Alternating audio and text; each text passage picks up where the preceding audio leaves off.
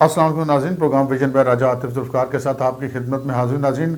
ہم نے ماضی میں یعنی کہ ماضی قریب میں آپ کو بہت سارے پروگراموں میں یہ بات بتائی تھی کہ جناب نواز شریف صاحب کے اور اسٹیبلشمنٹ کے مذاکرات ہو رہے ہیں اور معاملہ جو ہے وہ گارنٹر پہ رکا ہوا ہے، اور ہم نے آپ کو یہ بھی کہا تھا کہ وہ اب جو بھی گارنٹی دے گا وہ غیر ملکی گارنٹر ہوگا۔ جناب جاوید چودھری صاحب معروف کالم نگار ہیں، آپ انہیں جانتے بھی ہیں، اینکر پرسن بھی ہیں۔ انہوں نے جو ایک کالم لکھا ہے، انہوں نے اس کالم نے جو ہے وہ پاکستان میں ایک سیاسی زلزلہ برپا کر دیا، حکومت کے ہوش اڑے ہوئے نظر آتے ہیں۔ وہ اس کالم میں لکھتے ہیں جناب، یہ انہوں نے کالم آج ان کا جو ہے وہ شائع ہوا ہے، لیکن اس میں وہ انہوں نے ایک واقعہ 17 نومبر کا بتایا اور وہ بہت اہم واقعہ ہے۔ انہوں نے لکھا کہ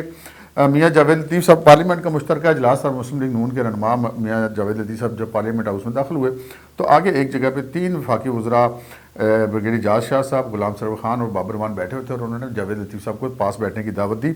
اور اعجاز شاہ صاحب جو ہیں انہوں نے گفتگو شروع کر دی اور انہوں نے یہ کہا کہ جی میں نے تو اپنے بیٹوں سے کہا ہے کہ پاکستان کے حالات ٹھیک ہونے والے نہیں ہیں، آبائی زمینیں تم فیملی والے بیچنے کوئی نہیں دیں گے، لیکن جو کچھ میں نے بنایا ہے وہ بیچو اور اس ملک سے نکل جاؤ۔ یعنی کہ یہ سچویشن بن رہی ہے کہ اس ملک کے وفاقی وزراء اپنی اولاد کے لیے اس ملک کو اب ٹھیک نہیں سمجھ رہے، تو باقیوں تو کی بنے گا جناب۔ اسی کالم میں وہ آگے چل کے یہ کہتے ہیں کہ جناب وزیر اعظم صاحب خود بھی یہ اعتراف کر چکے ہیں کہ نواز شریف کے لیے راستے نکالے جا رہے ہیں، اور انہوں نے کہا کہ جو 3 لیول پر جو ہے وہ مذاکرات کے سیشن ہوئے ہیں، 3 لیول پر، یعنی کہ ایک طرف اسٹیبلشمنٹ کی جو بھی ٹیم تھی اور دوسری طرف جو تھے وہ صرف 3 لوگ اس بارے میں جانتے تھے، ایک نواز شریف صاحب، ایک حسین نواز ان کے صاحبزادے اور ایک اسحاق ڈار۔ اور انہوں نے یہ کہا کہ اس سارے معاملے کے معاملات طے کیسے کیے جائیں گے، اور انہوں نے کہا کہ 3 غیر جو ممالک ہیں پاکستان کے 2 ممالک وہ اس کے ایک گارنٹر بنے ہیں، اور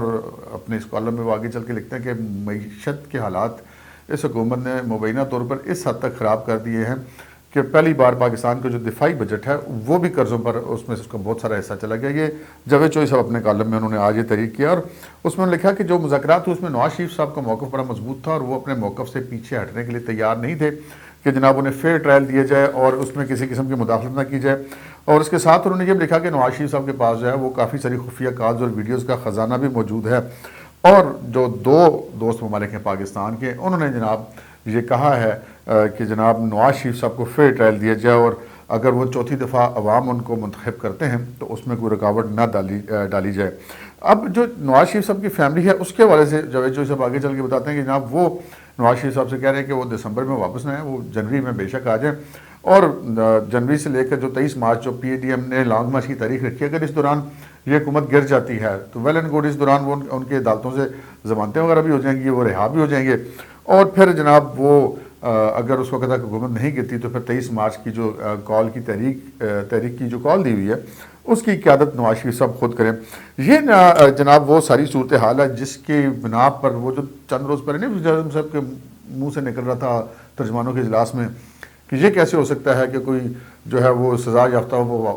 جو ہے وہ آئے اور وہ نیال اس کی ختم اور وہ چوتھی دفعہ وزیر اعظم بھی بن جائے۔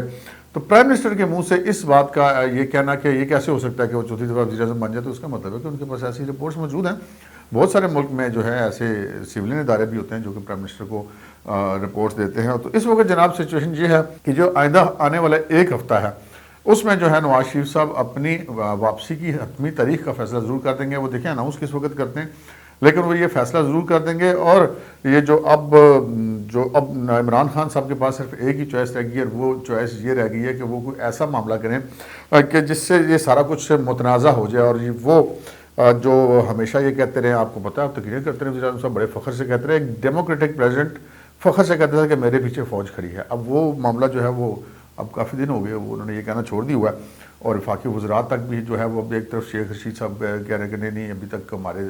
دائیں بائیں ہیں سارے لوگ، اور جو دوسرے وفاقی وزیر ہیں فواد چوہدری صاحب انہوں نے بھی یہ کہہ دیا کہ نہیں یہ اس کا مطلب یہ تو نہیں کہ ہم اسٹیبلشمنٹ کی ہر بات مان لیں گے یا اسٹیبلشمنٹ کے کہنے پہ یہ حکومت چلتی ہے، اور یہ پہلا وزیر اعظم جو اپنے قد سے کھڑا ہے، ویسے جوک آف دی سینچری ہے، کیونکہ جو کے پی کے الیکشن کا نتیجہ ہے وہ سب کے سامنے ہے۔ ہم پھر بھی کہتے ہیں کہ جناب چلے فواد چوہدری صاحب اب ان کے وزیر ہیں تو انہوں نے تو ایسے ہی کہنا۔ جو 2 وفاقی وزراء ہیں ان کے آپس میں بیان نہیں ملتے، اور ایک وفاقی وزیر اپنی اولاد کو کہہ رہا ہے کہ نکل جاؤ، تو جناب بات یہ ہے کہ اگر وزراء تو اور ان کی اولادیں تو نکل جائیں گی پاکستان سے، یہ پاکستانیوں کو کیا بنے گا؟ 22 کروڑ لوگ یہاں پہ رہتے ہیں۔ تو بہرحال اب دیکھنا یہ ہے کہ یہ معاملہ کہاں تک پہنچتا ہے۔ یہ جو ایک لفظ استعمال ہوتا ہے ڈیل، ڈیل وہ لاک ہو چکی ہے، لیکن وہ ڈیل جو ہے وہ بظاہر ایسا لگتا ہے کہ میاں نواز شریف صاحب کی شرائط کے اوپر، یعنی کہ جو عدالتوں والے معاملات ہیں یا الیکشن کے معاملات ہیں وہ ساری فیئر ٹرائل اور فیئر الیکشن ہوں، وہ بات شاید نواز شریف صاحب کی مان لی گئی۔ جواب میں نواز شریف صاحب نے کچھ نہ کچھ ضمانتیں بھی دی ہوں گی کہ وہ اگر دوبارہ اقتدار میں آتے ہیں وہ یا ان کی پارٹی، تو وہ کس کس کے خلاف کارروائی کریں گے اور کس کے خلاف نہیں کریں گے۔ آج کے پروگرام میں اتنا ہی، اجازت دیجیے، اللہ حافظ۔